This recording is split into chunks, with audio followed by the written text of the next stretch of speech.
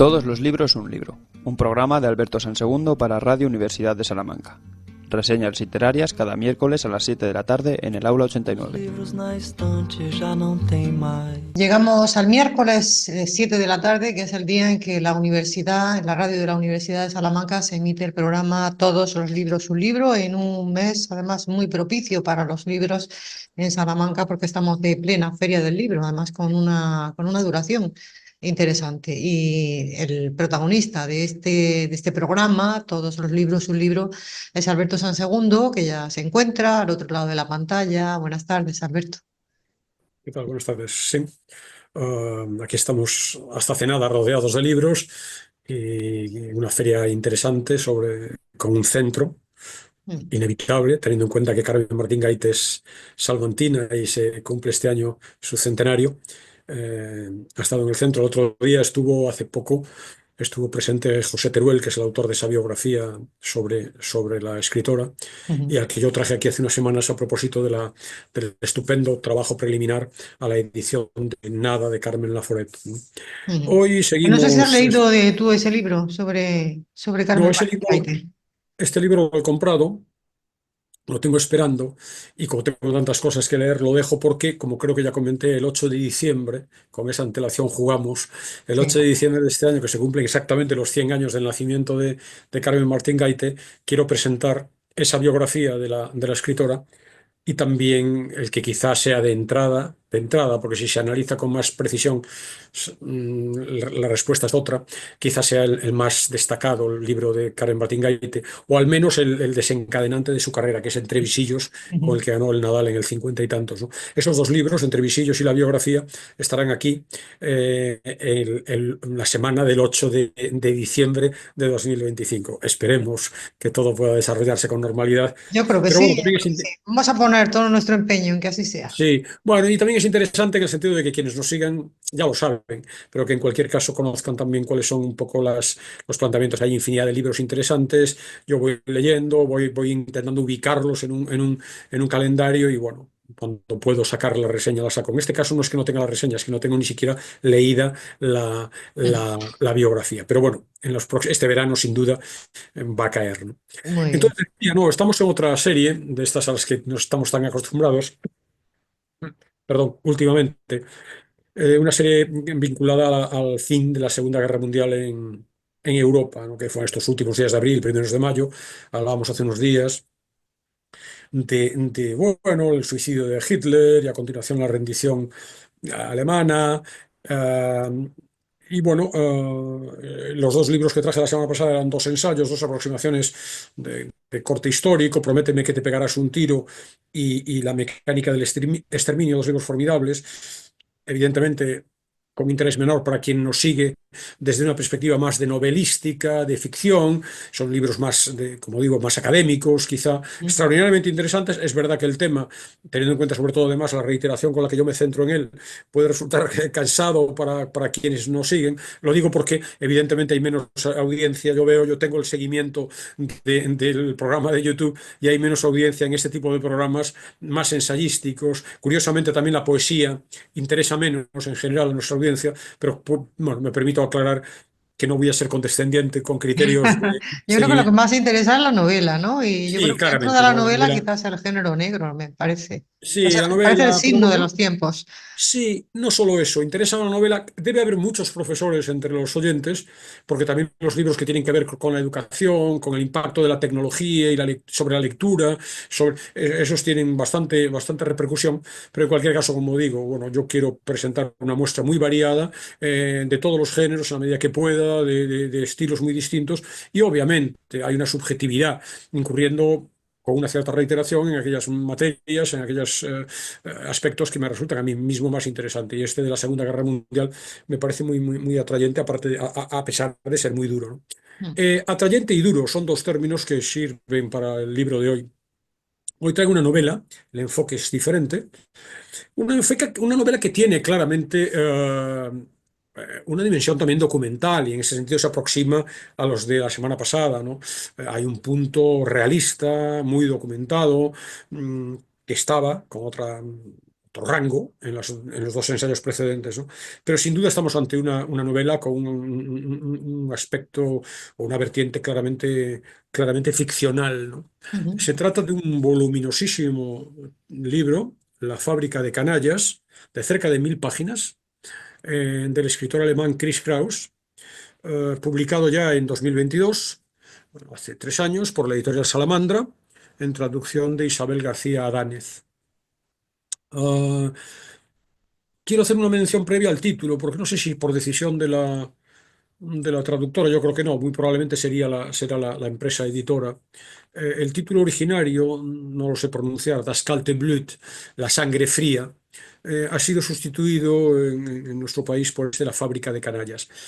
Ah, es verdad que no resulta descabellada esa opción, porque la palabra canalla o canallas se repite más de una veintena de veces Ujú. en el libro, más allá de estar también en el espíritu esencial de lo que nos cuenta, ¿no? Fundamentalmente es una descripción idónea del personaje principal, como luego hablaremos, ¿no? Pero bueno, siempre nos llama la atención, sobre todo en el cine, de esto hemos hablado tú y yo algunas veces, ¿no? Cómo de repente las películas cambian, les ponen un título supuestamente más comercial, pero que desvirtúa el título originario. En este caso no lo desvirtúa porque la fábrica de canallas alude a algo que tiene claramente que ver con el libro, pero el título originario era otro, ¿no? Hay, no obstante, también, aparte de esta duda con respecto al título, hay una serie de circunstancias que me han causado una perplejidad, ligera perplejidad, ¿no? En relación a estos aspectos externos, ¿no?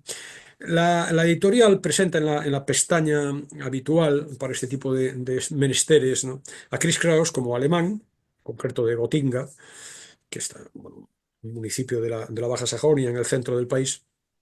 Lo presenta como director de cine y escritor, ¿no?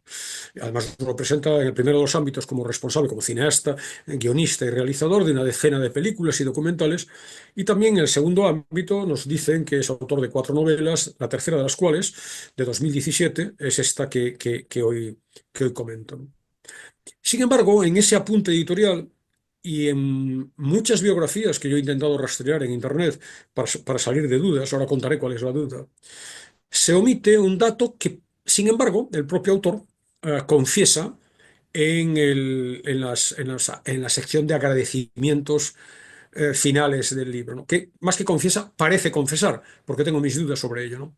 Escribe Kraus: yo mismo, como fiscal, he realizado intensivas investigaciones sobre el tema. Bueno, el tema es una operación Zeppelin de un intento de espionaje, del que luego hablaremos, que Mm. dirige el Servicio Secreto de las SS, en la Oficina Central de las Administraciones Judiciales para el esclarecimiento de los crímenes del nacionalsocialismo.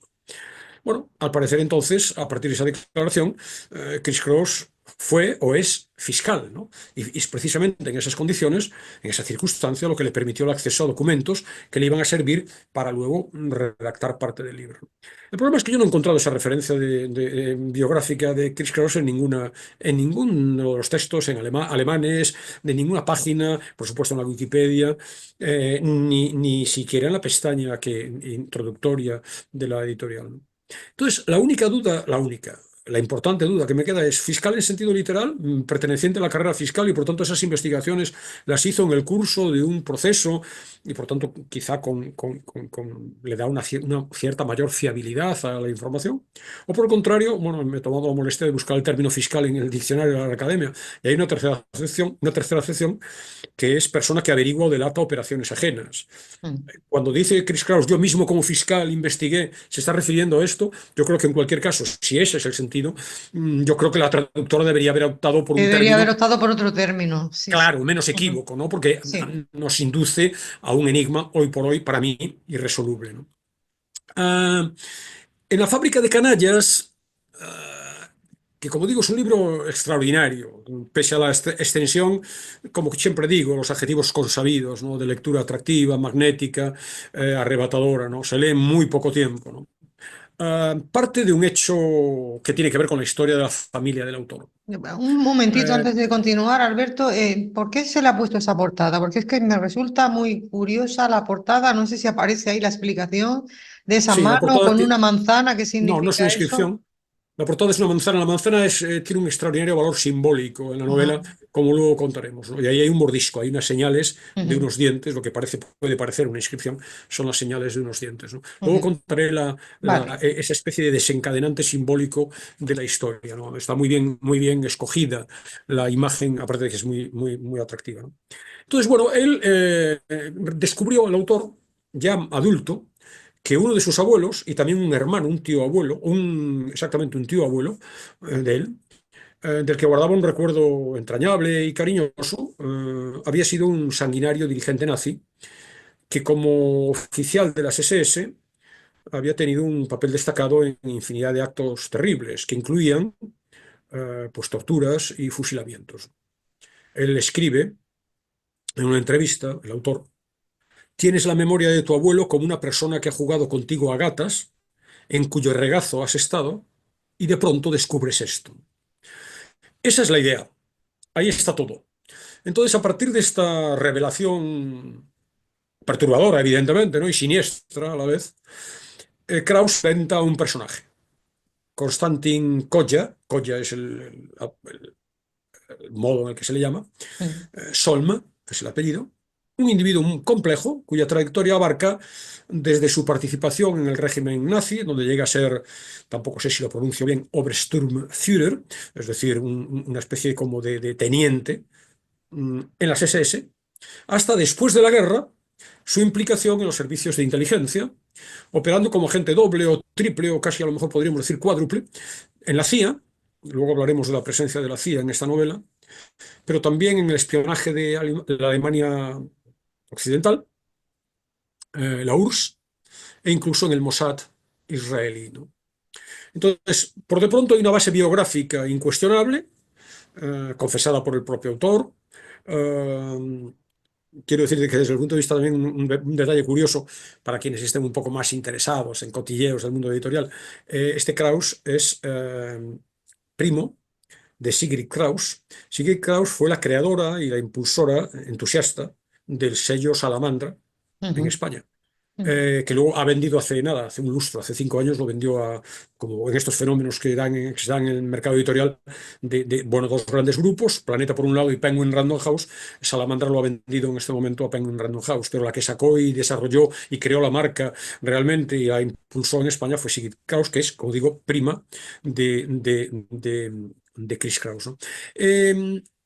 En la sección de agradecimientos que ya he mencionado, Krauss menciona que una determinada referencia bibliográfica, señala él, y leo, sin la cual nunca habría visto la luz la fábrica de canallas, y sigue, como tampoco la extensa historia familiar inédita que lleva el mismo título, en alemán Das kalte Blut, literalmente la sangre fría, que fui redactando en paralelo y en cuya bibliografía final se encuentra la lista completa de obras y referencias, gracias a las cuales me fue posible investigar a fondo el mundo de los servicios secretos alemanes, tanto occidentales como orientales, así como el equivalente en la etapa anterior, el Tercer Reich.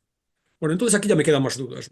La fábrica de canallas parece ser una novela autónoma con respecto a un texto previo que es literalmente autobiográfico, ese sí, autobiográfico al 100%, que es una historia familiar que redactó el autor con el título de Das kalte Blut.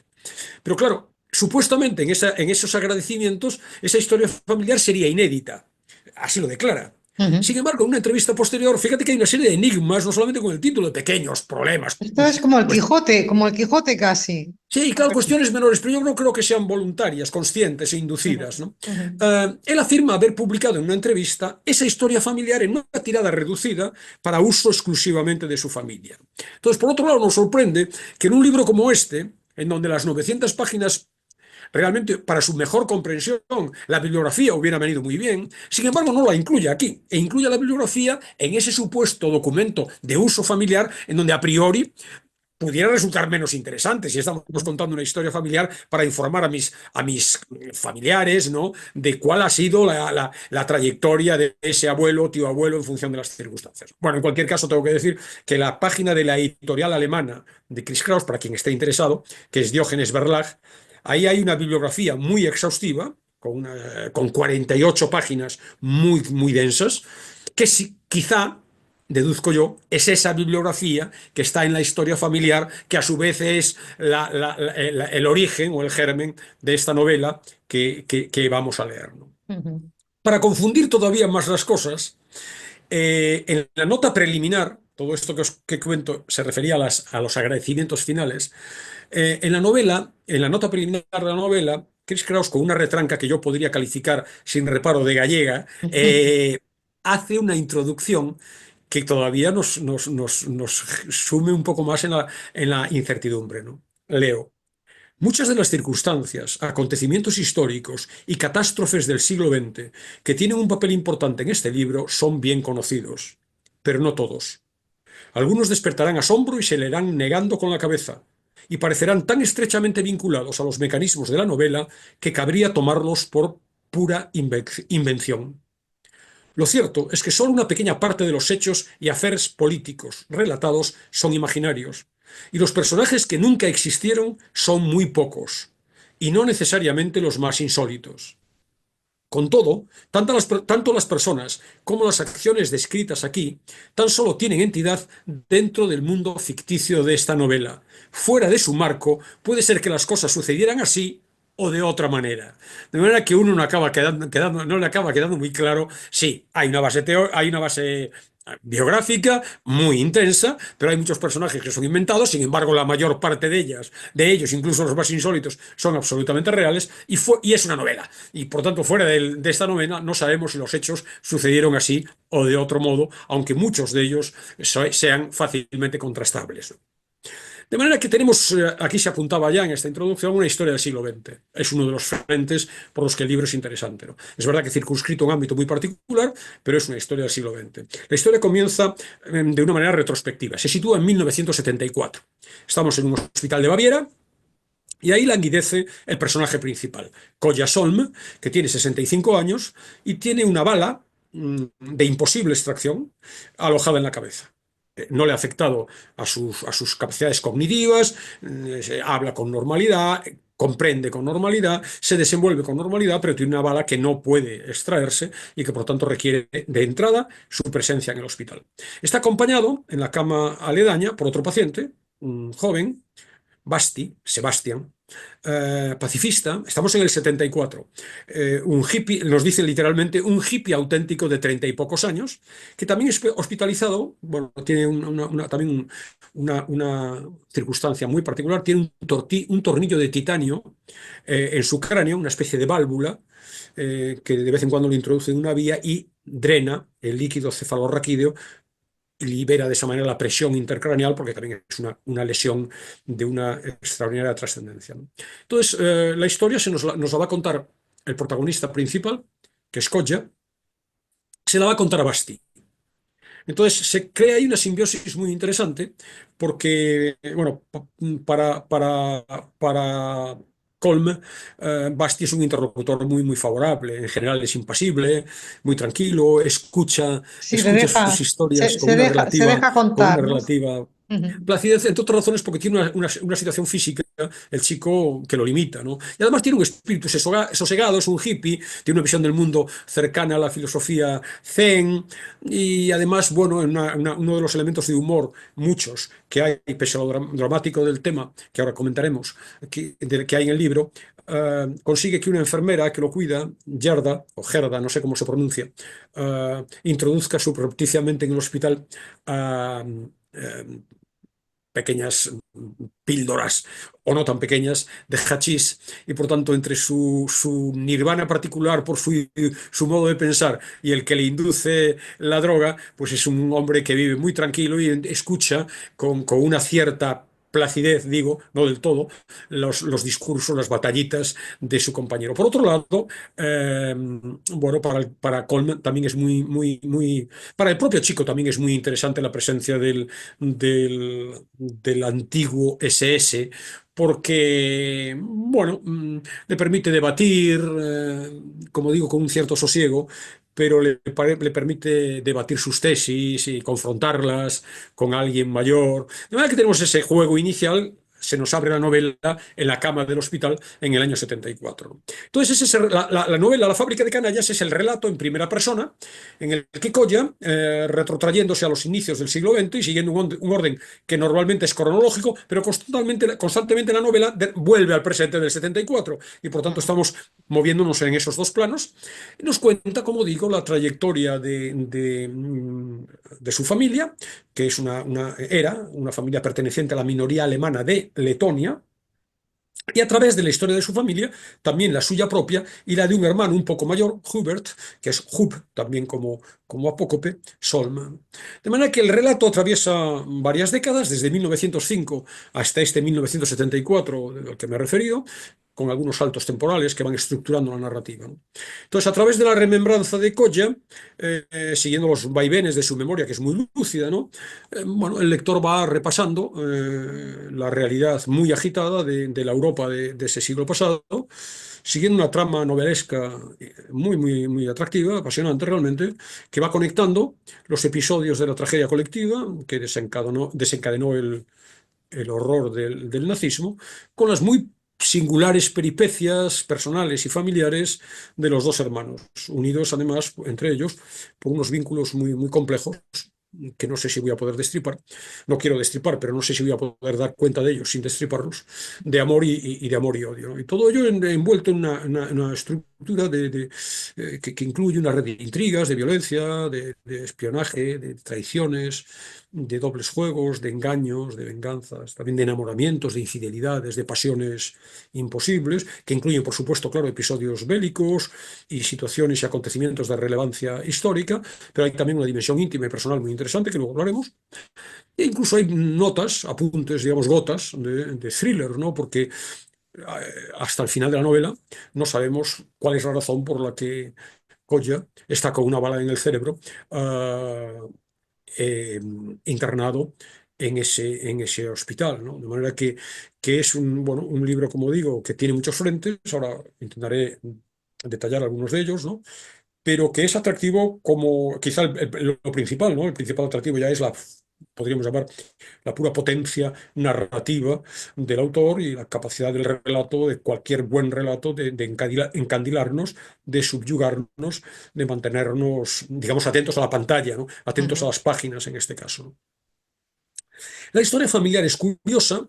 Y como digo, la relación entre esa historia familiar y la historia colectiva de Europa todavía mucho más, ¿no? Los Solm los hermanos, son una familia, han nacido de una familia, como digo, germano-letona, viven en Letonia, a principios del siglo XX. Colla es de 1909 y su hermano es de 4 años antes. Descienden de una antigua familia aristocrática, germano-báltica. Eh, Durante la revuelta, que se aprende mucha historia, Ujú. en el libro, durante la revuelta de 1905, que hizo arder Rusia desde Stalingrado hasta los países bálticos, que ya llevaban muchos años envueltos en un proceso de rusificación, el abuelo paterno de Kodja, Grospapin, se le llama en el libro, un pastor religioso, está en su pueblo y no huye, a diferencia del resto de la gente, de los pobladores o de la gran mayoría del pueblo, de una persecución violenta que, bueno, las tropas rusas desencadenan contra burgueses, católicos, población alemana en Lituania, perdón, en Letonia, y se queda en su puesto predicando el Evangelio. Lejos de arredrarse ante la llegada al pueblo de una turba de revolucionarios, se enfrenta a ellos sin más armas, y aquí entra el comienzo de la explicación de la portada, que un cesto de manzanas rojas de la variedad Rotterhefskalbil, que seguro que he pronunciado mal. Entonces, cuando se le encaran, él les lanza una manzana a modo de pedrada al cabecilla del grupo. No le da, pero da igual. De manera que la reacción furibunda del pastor provoca una no menos violenta de los invasores. La casa es incendiada, él es detenido, es torturado y es finalmente ahogado en el estanque de su finca. Entonces, ese coraje absolutamente irreflexivo del abuelo y esa circunstancia tan peculiar del lanzamiento de la manzana entran a formar parte de la mitología familiar. Y aquí ya apunto muy tenuemente, no sé si lo podemos desarrollar luego, ciertos elementos que podríamos llamar de realismo mágico también en la novela, ¿no? sobre todo lo vinculado a este juego simbólico de la... Entonces, bueno, a partir de ahí dice el narrador, Koya, nada de cuanto habría de suceder en los años posteriores puede juzgarse sin ni siquiera contemplarse, sin vincularlo a aquella manzana lanzada en un arrebato de cólera, a la casa en llamas, al escupitajo sobre la bandera roja y al cadáver chorreando a la orilla del pantano. Esa fruta, que, insisto, no está por casualidad en la portada, ¿no? Funciona como leitmotiv recurrente a lo largo del libro y atraviesa diferentes episodios, siempre con esta significación simbólica, la manzana roja. ¿no? De ¿eh? resistencia, ¿no? Como resistencia, quizás. Sí, tiene de todo. Es como acaba convirtiéndose en algo absolutamente irracional. Es como una especie de, lo dice el propio Koya, ¿no? La manzana roja se convirtió en el sacramento de la familia, el misterio de mi infancia más temprana, ¿no? Entonces, bueno, a partir de ahí los Son llevan una existencia relativamente desahogada en Riga, que está, bueno, sometida a etapas alternativas de dominio ruso, pero también de independencia local, también de dominio alemán.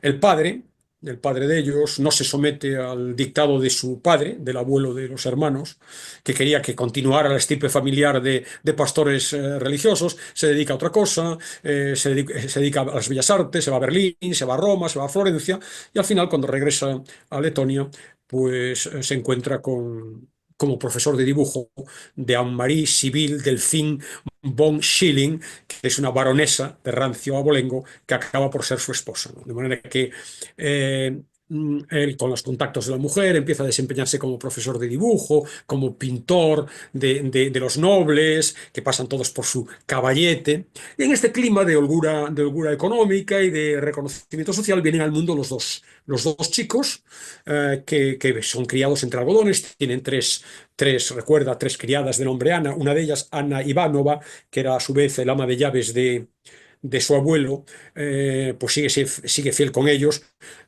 sigue fiel a ellos a lo largo de toda la trayectoria vital y acaba teniendo un protagonismo relevante en la novela, ¿no? Bueno, ese mundo de placidez relativa se viene abajo en 1917, calificado como annus horribilis en la novela. La Revolución de Octubre del 17 acaba con el zarismo y lleva a los bolcheviques al poder, provoca que Alemania, que se había anexionado los estados bálticos, estaba inmersa entonces en la Primera Guerra Mundial, viera de cerca su derrota, y eso llevó a la aristocracia germana de Lituania el que bueno, huyeran pasajes de barco, todos cuanto pudieron, hacia la Europa occidental, ¿no? Bueno, ahí vemos a los Solms, toda la trayectoria vital de los Solms, intentando escapar, luego al final se acaban quedando, se suceden años convulsos, enfrentamientos bélicos, una guerra por la independencia, la reconquista de Riga por el ejército de los estados bálticos, el reconocimiento oficial de la República de Letonia, los lazos con la Unión Soviética, la persecución de la minoría germana, el empobrecimiento absoluto de la familia, luego un golpe de Estado ultraderechista, la conversión del país en una dictadura, y estamos ya en 1934, la sombra amenazante de un Hitler que está creciendo por toda Europa, y el pacto muy conocido entre Hermano Ribbentrop y soviético. Molotov, por Ujú. el que desaparece, entre otras consecuencias, desaparece Letonia, Mm. que, bueno, supuestamente era el Reich el que iba a hacerse cargo, a anexionarse Letonia, pero acaba siendo la Unión Soviética, y de nuevo, bueno, pues tenemos todo este panorama histórico en una primera sección del libro que se titula precisamente La manzana roja, que es todo este itinerario lleno de convulsiones, lleno de vicisitudes, muy interesantes, porque todavía no he hablado de la peripecia personal, porque están las peripecias personales, pero también con este fondo histórico, ¿no? El rechazo al poder soviético de mucha gente, pero en particular de la familia Son, provoca el éxodo de muchísimos alemanes de Letonia, ¿no? Entonces, estamos en el año 39 y la familia Son huye a Alemania, y ya en Alemania, con el proyecto nacionalsocialista emergiendo, los hermanos Son empiezan a coquetear con el nacionalsocialismo. En diferentes grados, también en función de la diferente personalidad de los dos. Ese rechazo al poder soviético que les privó de su vida, lo canalizan incorporándose al movimiento nazi y van poco a poco ascendiendo en la escala jerárquica de las SS, en diferentes grados, como digo, porque el mayor, Hugh, está muy entregado, está muy convencido, además ocupa un papel muy visible, muy expuesto, mientras que por el contrario, algo más escéptico, renuente, digamos, en una posición más discreta y en segundo plano, Koya, nuestro protagonista, pues también colabora, pero en una dimensión distinta, ¿no? El primero se mueve por el entusiasmo, por la obediencia ciega, por la ambición. El segundo por una voluntad profundamente narcisista, de poder, de prestigio, y ambos pasan a integrar la división del Báltico de las SS, ¿no? No estoy contando nada más que los hilos generales, como Ujú. quizá puede imaginarse, no estoy destripando nada. Habrá un momento en el que a lo mejor me vea obligado a estripar algo, ya lo avisaré, ¿no? Y bueno, empiezan con labores de primero, de infiltración, de espionaje, de delación, pero luego también empiezan a participar en, como digo, también con diferente intensidad, en fusilamientos y ejecuciones en masa, ¿no? Hub el mayor tiene capacidad ejecutiva y por tanto lleva a cabo interrogatorios, asesinatos, torturas, deportaciones, tiroteos masivos, mientras que Koya funciona como mero espía de la agencia de inteligencia de las SS, entonces informa sobre individuos de mala reputación entre los círculos artísticos, porque los hijos, bueno, en concreto Koya va a desarrollarse por el mundo de la arquitectura, va a seguir en cierto modo los pasos del padre. Busca sospechosos a los que se debería controlar, en un paso siguiente a los que, bueno, hay denuncias ya, a aquellos a los que no solamente habría que controlar, sino deportarlos a Alemania por no cumplir los requisitos raciales o por simplemente tener un comportamiento antisocial. Pero bueno, Koya, que no se olvide que el relato es autobiográfico, perdón, narrativa, la primera persona es el narrador y por tanto se autoesculpa en la medida que puede, intenta justificarse.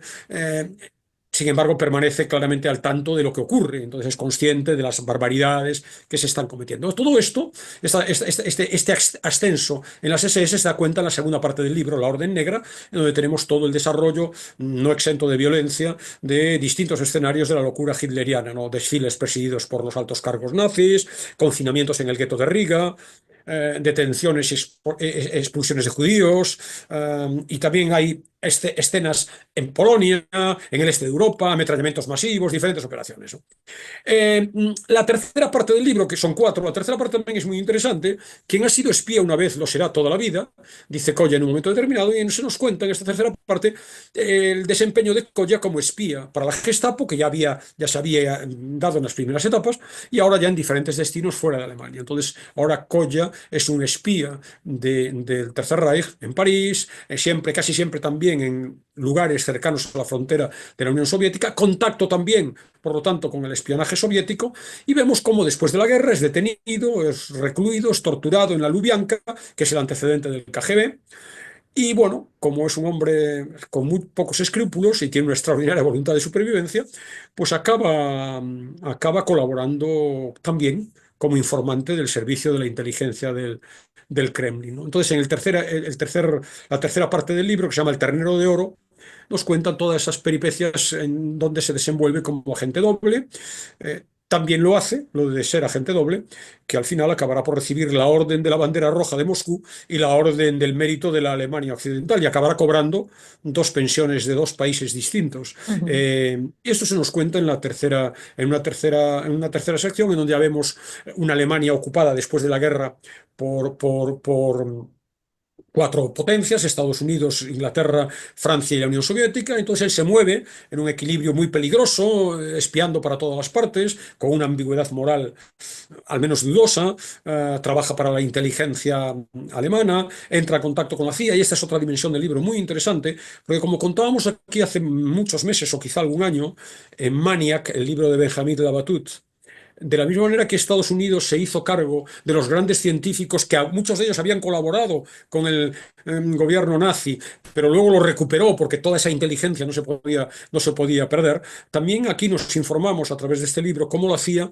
se hizo cargo de muchísimos espías nazis que, sin abandonar su ideología y habiendo tenido una trayectoria incluso sangrienta en el régimen de Hitler, sin embargo fueron recuperados los servicios de espionaje de estos países occidentales para servirse precisamente de su experiencia y de su trayectoria. Entonces, bueno, trabaja también para la CIA.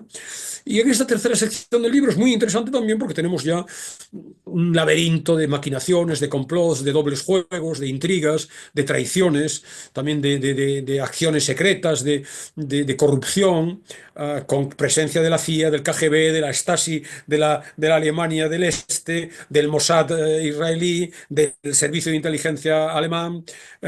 Y también muy interesante todo esto del pasado nazi, cómo se reciclaron personajes con cargos digamos, en la jerarquía nazi, cómo se reciclaron en la democracia con nombres y apellidos, con nombres y apellidos conocidos incluso para mí, que yo recuerdo en mi infancia, Adenauer, algunos personajes de la vida política de la posguerra alemana, como, bueno, disimularon, blanquearon su trayectoria. Ahí esta idea que yo había comentado aquí hace años también a propósito de otro libro, que era un proceso que en alemán es Persilschein, el lavado con persil. Persil era yo todavía Sí, viví en España, la existencia, detergente aquel famosísimo, detergente, ¿no? sí. Entonces el blanqueamiento, la desnazificación de muchísimos altos cargos nazis que se blanquearon o blanquearon su trayectoria, ¿no? Entonces, bueno, tenemos en esa sección una descripción estupenda también de ese ambiente de paranoia generalizada después de la posguerra, con frentes diferentes, la Alemania Oriental, la Unión Soviética, Ucrania, Estados Unidos. En este sentido también una novela muy rica. Y por último, la última sección, rojo, negro y oro, que son los colores de la bandera alemana, ya se desenvuelve fundamentalmente en Israel, porque nuestro protagonista, a pesar de ser con esa trayectoria claramente nazi, acaba en Israel por una serie de vicisitudes que no procede explicar y empieza a colaborar sin perder los vínculos con sus jefes en el servicio de espionaje alemán, que a su vez casi todos los dirigentes son antiguos nazis, empieza a colaborar con el Mossad. Y el Mossad, como todo el mundo sabe, es esa eficaz y terrible agencia de inteligencia y espionaje israelí. Eficaz porque pasa a ser, por ser evidentemente extraordinariamente eficiente, y terrible porque no se para en barras a la hora de conseguir sus fines, ¿no? Entonces, bueno, esta sección es también muy, muy atractiva.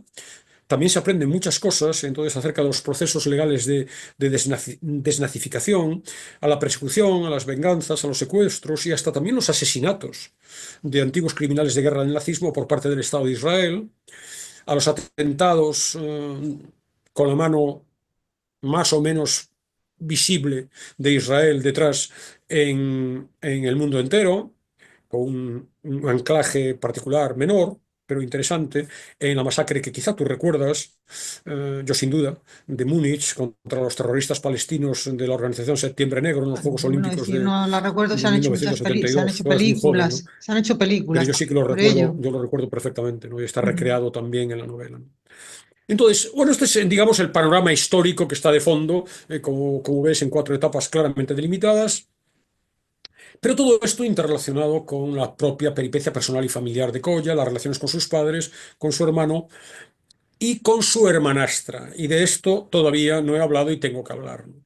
Porque en los primeros momentos, muy primeros, estamos hablando de los años 10, 20, cuando son unos niños, y como consecuencia de estas convulsiones en Riga, Ana Ivagnova, el ama de llaves del abuelo, que pasó a ser criada de la familia, trae a casa una pequeña niña, Eva, que ha quedado huérfana porque sus padres en estos procesos bueno, de aniquilación de determinados personajes, mueren el padre y muere la madre de la niña fusiladas. De manera que ella se convierte en la hermanastra de los dos hermanos, prácticamente un poco más joven que ellos, ¿no? Y bueno, debo hacer aquí una acotación. No puedo no contar esto y a la vez, si lo cuento, estoy desvelando un elemento. Está en la contraportada del libro, pero en cualquier caso, que quien no quiera seguir, que no siga, ¿no? O Eva es la hermanastra y a lo largo de cuando crecen acaba siendo la amante de ambos hermanos.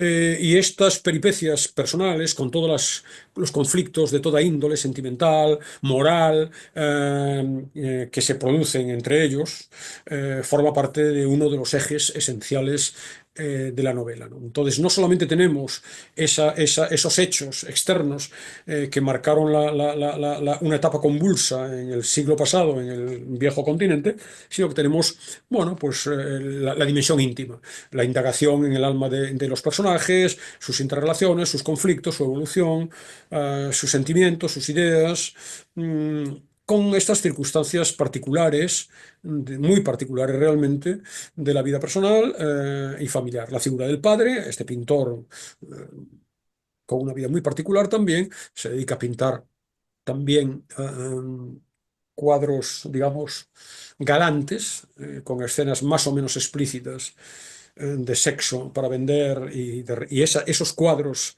del padre, esos murales a veces en casas, acaban aflorando en diferentes momentos de la novela también. La madre, la figura de la madre, una mujer muy pragmática, con los pies en la tierra, que se enfrenta a las dificultades. El padre es un, vamos a decirlo así, calzonazos, la madre es la que se enfrenta a las dificultades y lo saca a los hijos adelante, pero sobre todo es la trayectoria vital del personaje principal de Colla y la relación con su hermano, de amor-odio, y sus contradicciones, su cinismo, podríamos decir, su instinto, poderosísimo instinto de supervivencia, y su relación con Eva, esa relación, bueno, muy, muy problemática. Él está desde muy pequeño, hay juegos eróticos con muy pocos años en la cama de los niños, está muy enamorado de ella, pero la relación no es del todo correspondida. Y bueno, sobre todo la construcción del personaje es muy interesante porque va a dar pie a las reflexiones que podríamos decir más morales acerca de, bueno, lo que hemos visto tantas veces en este tipo de libros, ¿no?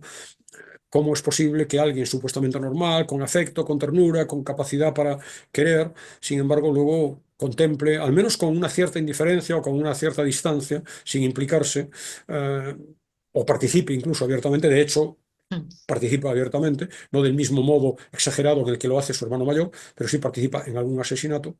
Entonces, esa descripción de este personaje, un hombre, un canalla, fundamentalmente un canalla, ah, que, bueno, que sí establece relaciones con ciertos vínculos con la hermana, con sus amantes, aparte de la hermana, con sus colaboradores, pero nunca en todos ellos, por lo menos yo he creído percibir una ausencia absoluta de empatía o de afecto genuino en esos vínculos, ¿no? Es un hombre, a pesar de que la presentación es subjetiva, porque la suya es la que relata la voz, ¿no? Y por tanto nos hace leer al lector, nos hace que siempre tengamos dudas acerca de la veracidad de lo que nos está contando y de que no, como en cierto modo probablemente quiera esculparse, ¿no? Pero a la vez es inevitable que aflore su ambigüedad moral. Es verdad que puede haber una visión comprensiva de sus engaños, de sus falsedades, pero se notan claramente, el lector aprecia que hay engaños, que hay falsedades, que hay una capacidad de manipulación extraordinaria, a pesar de que todo lo cuenta con un interesante sentido del humor, ¿no?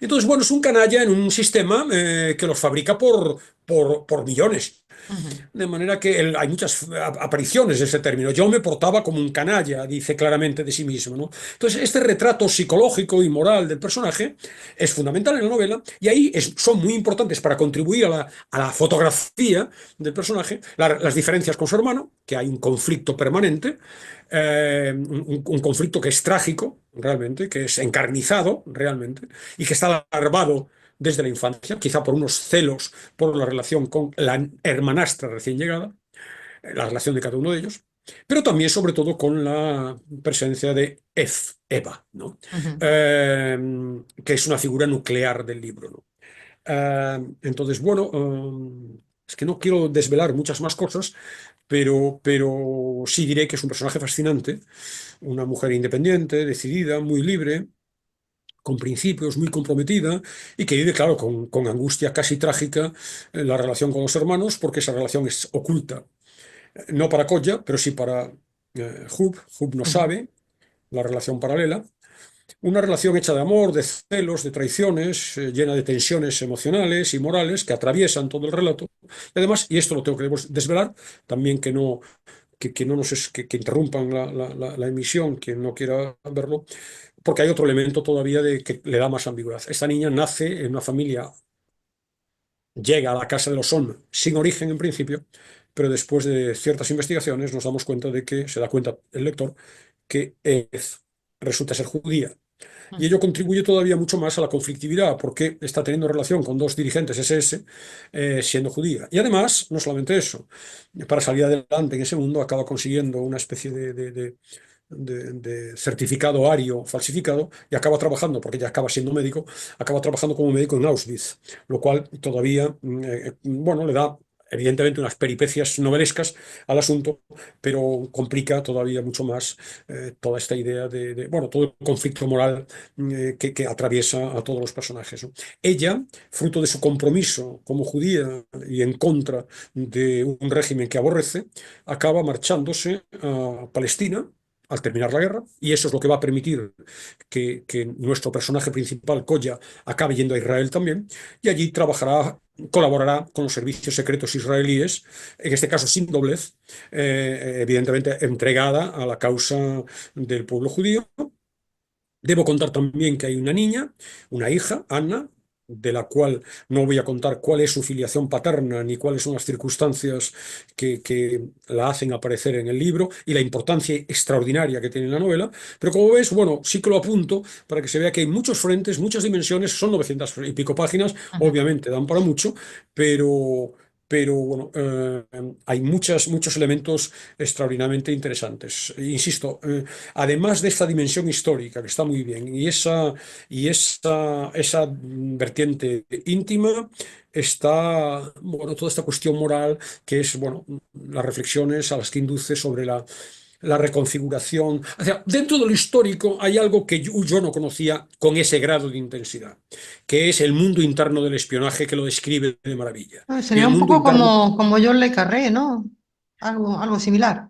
Claro, lo que ocurre es que aquí hay una historia, yo diría, todavía más íntima, ¿no? Lo íntimo es como una voz de alguien que cuenta de manera personal, ¿no? Pero sí que está todo este juego es decir, precisamente la mención que haces a Le Carré, ¿no? Es decir, la idea que uno tiene del espía, es verdad que hay un doble juego en el espía, pero parece que es un espía siempre, diríamos, guiado por principios nobles, de defensa de su patria, y como consecuencia de ello juega en otros frentes, ¿no? Aquí no, ¿no? Aquí la visión del espía es una visión muy prosaica, ¿no? Por supuesto, no tiene lealtades, o las cambia cuando le viene en gana, cuando le resulta oportuno, carente total de principios morales, la figura del espía, esto ejemplificada en el personaje principal, ¿no? Bueno, alguien que se mueve al albur de los juegos de poder entre los bloques, de los intereses, que se reciclan a favor de uno o de otro en función de sus propias necesidades. En las novelas clásicas, en el mundo clásico que tenemos, o por lo menos a los que yo tengo referencia, ¿no? El espía es el héroe, digamos, ¿no? Que vive o se mueve por patriotismo, por impulsos nobles, por valores morales, ¿no? Esto desaparece totalmente aquí, ¿no? Aquí es alguien que carece totalmente de referencias morales, se nos ofrece una visión cercana a la degradación moral, ¿no? Es muy escéptico, ¿no? Las opciones políticas e ideológicas, Oriente y Occidente, democracias liberales y regímenes autoritarios, no se eligen por convicción. Se eligen por cálculo. Y por lo tanto, esta vertiente, bueno, es ilustrativa, muy desesperanzadora, pero también muy, a mi juicio, muy lúcida, ¿no? Son Y luego, bueno, supervivientes, tenemos. Alberto, son supervivientes, en definitiva, ¿no? Claro, Supervivientes. efectivamente, ¿no?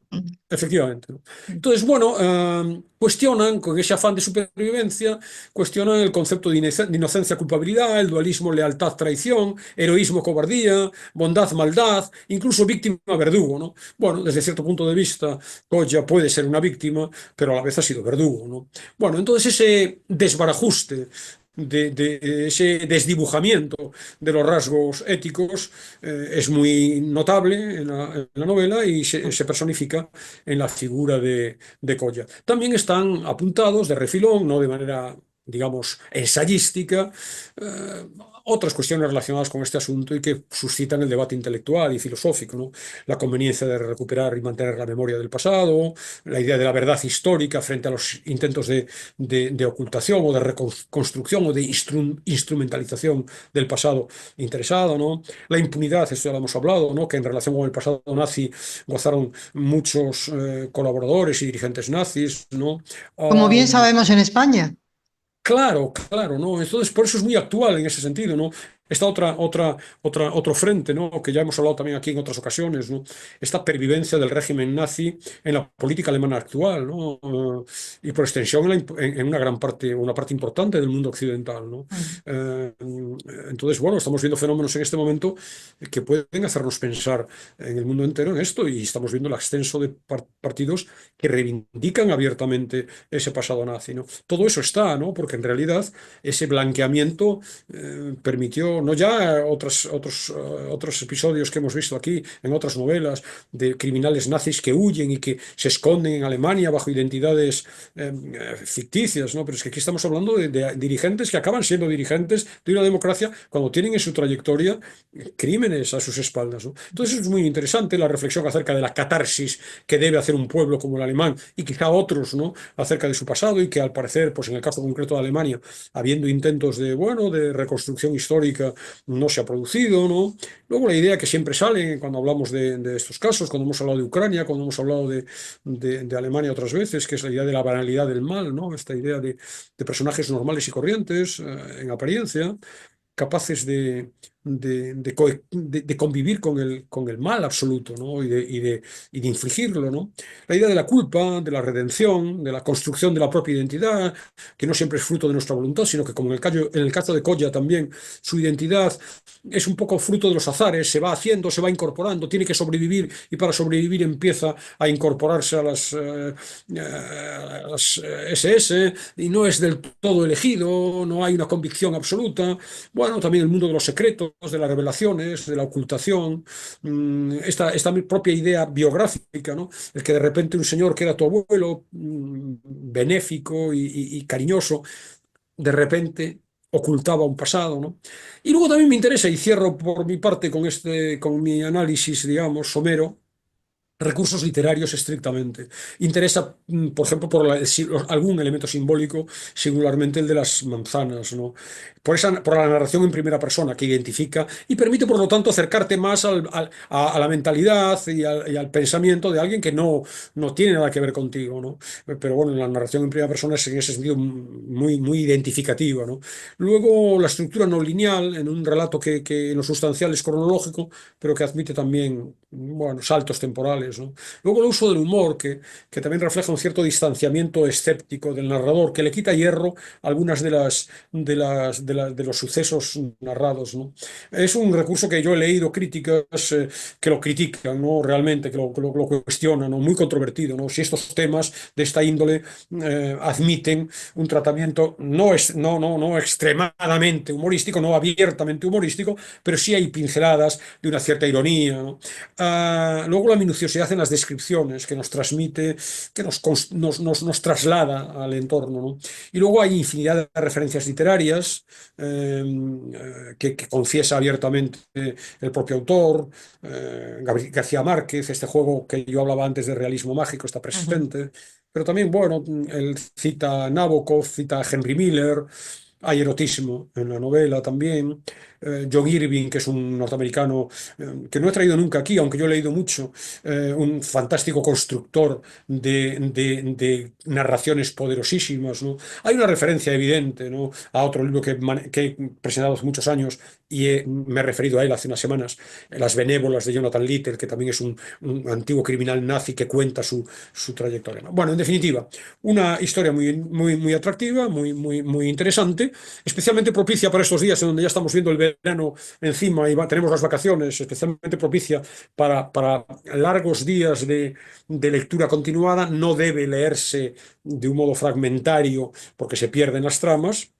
Y bueno, la recomiendo muy, muy, muy vivamente, ¿no?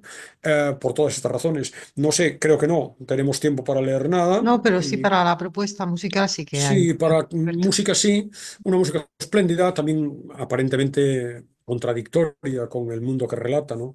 En un momento determinado de la novela, bueno, hay una referencia a Moonlight Serenade, que es una pieza muy conocida de Glenn Miller, Mm. ha salido en películas de Woody Allen, una pieza melancólica. La dejo aquí en el blog y en el programa, en la versión que formó parte de una banda sonora, Sun Valley Serenade, de 1941, una película, La intérprete de la canción es Pat Friday, pero es la intérprete de la canción, es la que dobló en la película las canciones que cantaba supuestamente, moviendo los labios solo, la actriz Lynn Barry. La orquesta la dirige Glenn Miller. En la propia, hay unas cuantas en la película, hay muchas escenas musicales, es el propio Glenn Miller el que la dirige en la película, y bueno, como se cita en la novela, sin un papel especialmente. Hay muchas canciones de música popular de Riga y alrededores, pero bueno, no procede, creo que es más útil más entretenida además, y esta es la que nos queda como referencia final. Muy bien, pues nada, gracias por la propuesta, Alberto, y volvemos la semana que viene con otra Muy bien, propuesta pues hasta la semana literaria. que viene entonces. Hasta la Muy bien. semana que viene.